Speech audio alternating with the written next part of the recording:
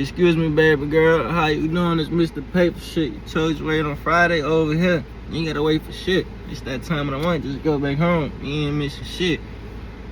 But, my dog shit. I like short bitches. Round and then and me like tall shit. But she Asian and persuasion. Don't get. They all hit. Blow my mind. Keep doing it. This shit can't meet the group chat. We done. The fuck is that? Oh my god, you broke it. Better run. Turn this up a little bit. But let's get to this video, bro. So we're just gonna talk about heaven and hell. A lot of people think that heaven and hell is physical places, but they is mind states. Alright? So I'm gonna break this shit down for y'all.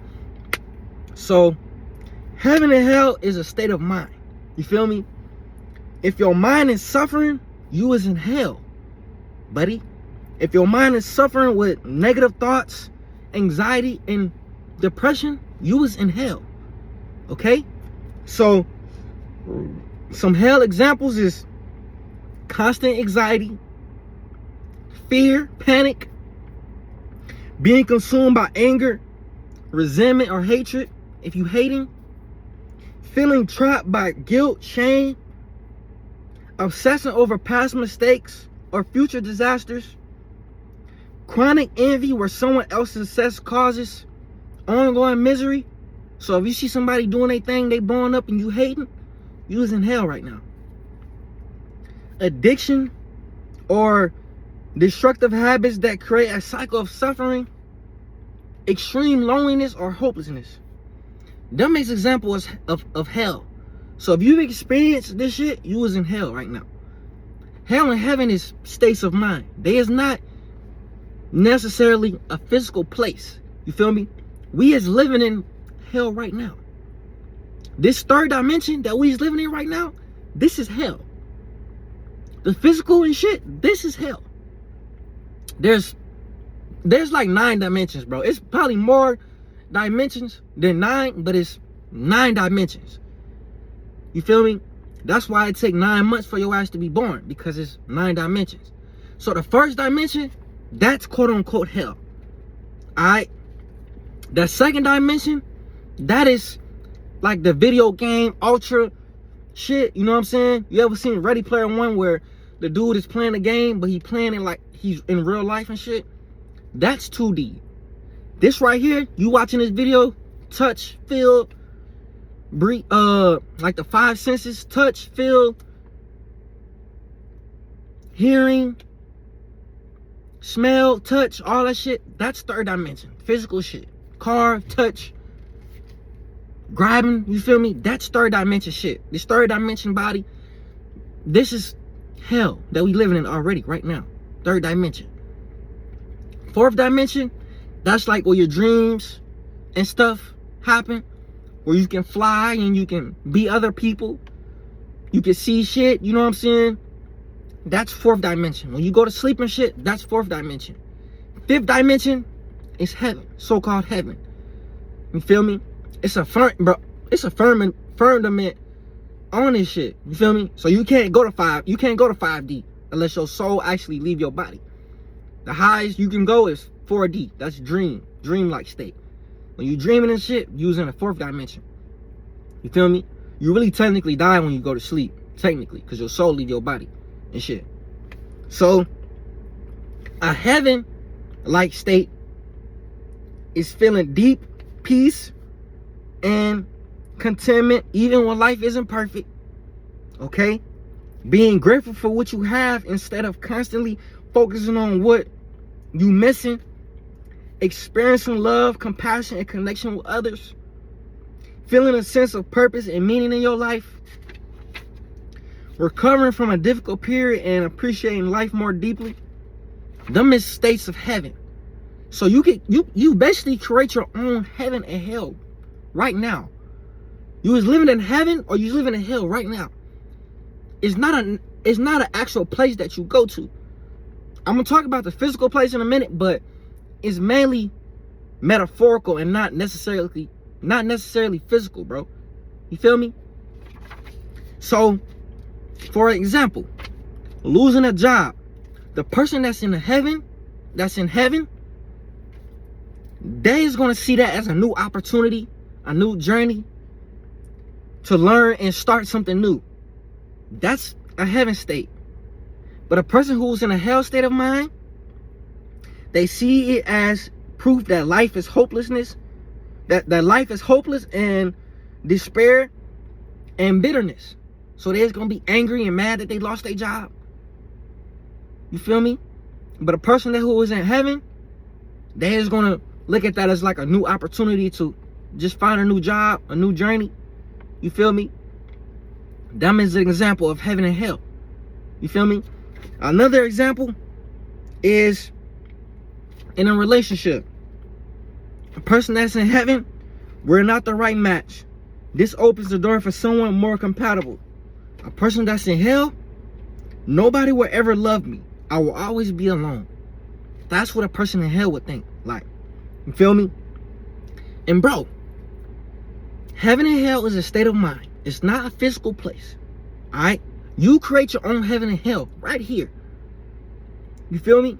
So if you're not eating healthy, alright, and you're not taking care of your body, and you just let your body get fat and shit, you're just creating your own hell right now. Because when you go look in the mirror and shit, and you see that, you know what I'm saying, you don't really look how you want to look, you feel me? You was not going to be happy.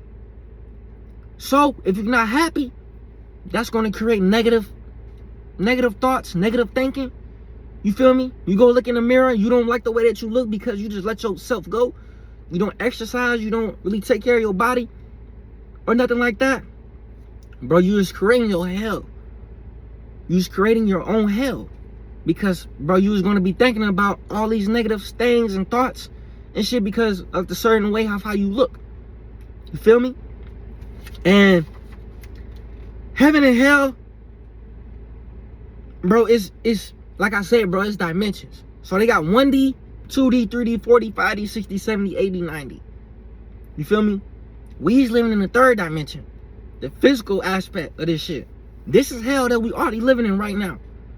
Where it's pain and suffering, all this shit that's going on. This is hell, buddy. You feel me?